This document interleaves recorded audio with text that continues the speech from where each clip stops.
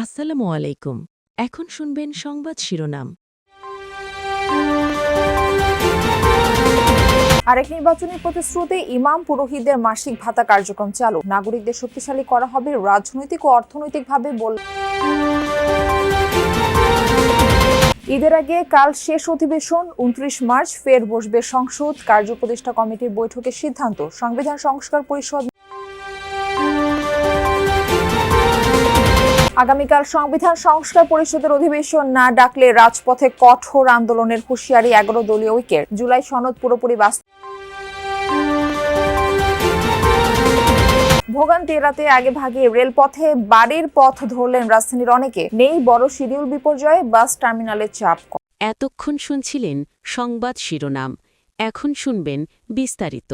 দেশে প্রায় ৬,০০০ উপাসনালয়ের ধর্মীয় নেতৃবৃন্দকে মাসিক ভাতা দেওয়ার কার্যক্রম শুরু করলেন প্রধানমন্ত্রী তারেক রহমান। পাইলট প্রকল্পের উদ্বোধনের পর তিনি বলেন, নাগরিকদের অর্থনৈতিকভাবে স্বাবলম্বী করতে চালু হচ্ছে এসব সেবা।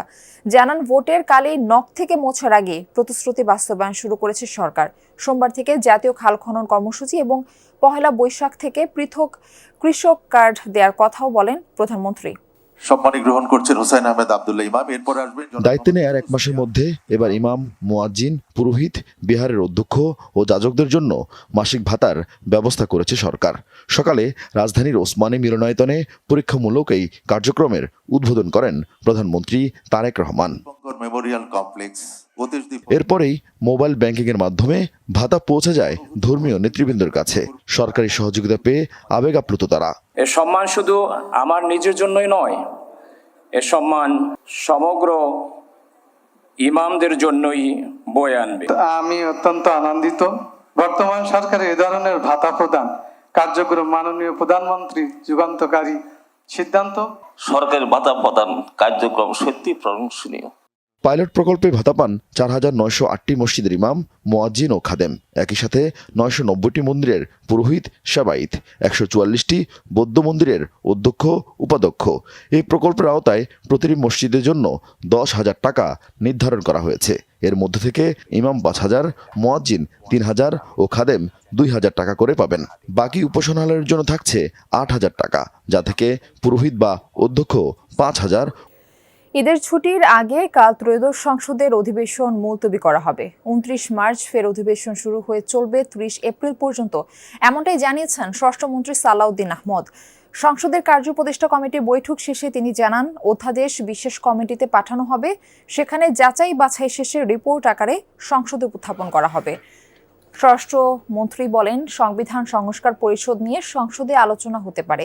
এ সময় অর্থমন্ত্রী আমির খসরু মাহমুদ চৌধুরী বলেন, কার্যপ্রতিষ্ঠা কমিটির বৈঠকে অধ্যাদেশ নিয়ে আলোচনা হয়েছে, সংবিধান সংস্কার পরিষদের বিষয়টি আজ আলোচনার এজেন্ডায় ছিল না। বৈঠকে সভাপতিত্ব করেন স্পিকার অবসরপ্রাপ্ত মেজর হাফিজ উদ্দিন আহমেদ বীর বিক্রম। যোগ দেন প্রধানমন্ত্রী তারেক রহমান ও বিরোধী দলের নেতা ডাক্তার শফিকুর রহমান সহ কমিটির অন্য সদস্যরা। 15 তারিখের পরে আবার সংসদ বসবে আগামী 29 তারিখ। ট্রেডিশন অনুসারে এই বিশেষ কমিটি গঠিত হয়। তো অধ্যাদেশগুলো, বিলগুলো যেগুলোই আসবে এগুলো বিশেষ কমিটিতেই পাঠানো হবে, সেখানে যাচাই বাছাই হয়ে তারপরে রিপোর্ট আকারে সংসদে উত্থাপিত হবে। রাষ্ট্রপতির ভাষণের উপরে আমরা আমাদের বক্তব্যটা তো অবশ্যই দিব, যে আমরা কোন কারণে ওয়াকআউট করেছিলাম, কোন কারণে আমরা মনে করেছিলাম যে রাষ্ট্রপতি বক্তব্য দেওয়া অনুচিত, এবং সংবিধান সংস্কার পরিষদ নিয়ে এতে এই মিটিংয়ে আলোচনা হওয়ার কিছু না, সেটা আমরা সংসদে এই আলোচনা উত্থাপন করব। ইউ টার্ন নিয়েছেন, সম্পূর্ণ বিপরীত অবস্থানে চলে গেছেন, যেটা জাতির সাথে এক ধরনের প্রতারণা বা বিশ্বাসঘাতকতা। তিনি জানান, রবিবার সংবিধান সংস্কার পরিষদের অধিবেশন ডাকার উদ্যোগ না নিলে রাজপথে নামবে নেতাকর্মীরা। সরকারের জন্য আগামী দিনটি শেষ দিন, সংসদ অধিবেশন ডাকার জুলাই সনদে যেভাবে বলা আছে, অবিলম্বে যেন সরকার আগামীকাল সংবিধান সংস্কার পরিষদের অধিবেশন ডাকার উদ্যোগ না নিলে রাজপথে কঠোর আন্দোলনে নামবে জামায়াতের নেতৃত্বাধীন ১১ দলীয় ঐক্য। এই কথা জানিয়েছেন জোটের লিয়াজু কমিটির সমন্বয়ক হামিদুর রহমান আজাদ। তার অভিযোগ, কথা দিয়ে কথা রাখেনি বিএনপি, তাই জাতির সাথে প্রতারণার জবাব দিতে হবে তাদের। এছাড়া কাল রাষ্ট্রপতির ভাষণের উপর সাধারণ আলোচনায় বিরোধী দলীয় এমপিরা অংশগ্রহণ করবেন না বলেও জানান তিনি। গণ অভ্যুত্থানের মুখে আওয়ামী লীগ সরকারের পতনের পর একটি সুন্দর বাংলাদেশের স্বপ্নে করা হয় জুলাই জাতীয় সনদ। এর জন্য বিএনপি সহ রাজনৈতিক দলগুলোর সাথে প্রায় 8.5 মাস ধরে আলোচনা করে জাতীয় ঐকমত্য কমিশন। বাস্তবায়নের জন্য নোট অব ডিসেন্ট দিয়ে এই চার্টারে স্বাক্ষর করে বিএনপি, জামায়াত, এনসিপি সহ বিভিন্ন রাজনৈতিক দলও সই করে এতে। জুলাই সনদ বাস্তবায়নে গণরায়ে জয় হয় হ্যাঁ ভোটের। 4,72,25,980 জন অপেক্ষায় তাদের রায়ে বাস্তবায়নের। শনিবার দুপুরে জামায়াত নেতৃত্বাধীন 11 দলীয় জোটের লিয়াজু কমিটির বৈঠক শেষে সমন্বয়ক অভিযোগ করেন, এই 4.25 কোটি নাগরিককে অপমান করছে বিএনপি। সরকার গঠনের পর আপনারা সেই জায়গায় থেকে ঈদ উল ফিতরের বাকি মাত্র কয়েকটা দিন। বাড়তি চাপ এড়াতে আগেভাগে রাজধানী ছাড়তে শুরু করেছেন নগরবাসী। বলছেন ভোগান্তি এড়িয়ে স্বস্তির যাত্রার জন্যই এই সিদ্ধান্ত। এদিকে রাজধানীর গাবতলী বাস টার্মিনালে ভিন্ন চিত্র। রমজান শেষ হয়ে এলেও যাত্রীদের তেমন চাপ লক্ষ্য করা যাচ্ছে না। এক সপ্তাহ বাকি নেই ঈদের। পরিবার প্রিয়জনদের সাথে উৎসবের আনন্দ ভাগাভাগি করতে আগেভাগেই রাজধানী ছাড়তে শুরু করেছে নগরবাসী। রেল স্টেশনগুলোই এখন থেকেই যাত্রীদের বাড়তি চাপ লক্ষ্য করা যাচ্ছে। বলছেন ছুটি শুরুর কয়েকদিন আগে যাত্রা শুরু করলে তুলনামূলক স্বস্তিতে বাড়ি পৌঁছানো যায়। আমাদের তো সরকার ছুটি দিয়েছে 17 তারিখ থেকে, কারণ ওই সময় তো প্রচুর মানুষ গাড়ি দিয়ে যাবে।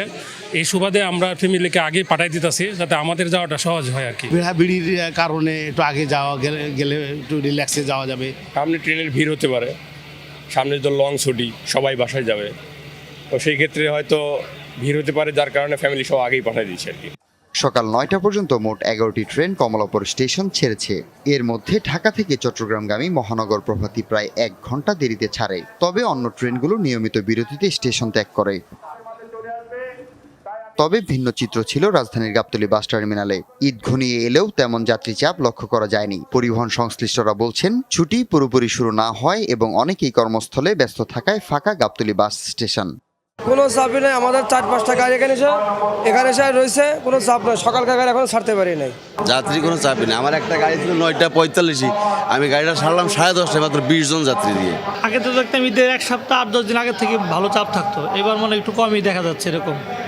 আবার গাড়িও ট্রিপও কম, পরিবহনে তেলের সংকটের কারণে সবাই সাহস করে অগ্রিম টিকিট অতিরিক্ত গাড়ি লাগায় বিক্রি করতে পারতেছে না। 17 তারিখ থেকে সরকারি ছুটি শুরু হলেই ট্রেনের পাশাপাশি বাস টার্মিনালগুলোতেও বাড়বে যাত্রীদের চাপ। হাসিবুল করিম বিজয়, যমুনা নিউজ, ঢাকা। ঈদে কোনোভাবেই লোকাল বাস দূরপাল্লার গন্তব্যে যাত্রী বহন করতে পারবে না। সেই সাথে ফিটনেসবিহীন লক্কর ছক্কর গাড়ি নামালে আইনানুগ ব্যবস্থা নেওয়ার হুঁশিয়ারি ঢাকা মেট্রোপলিটন পুলিশ প্রধান।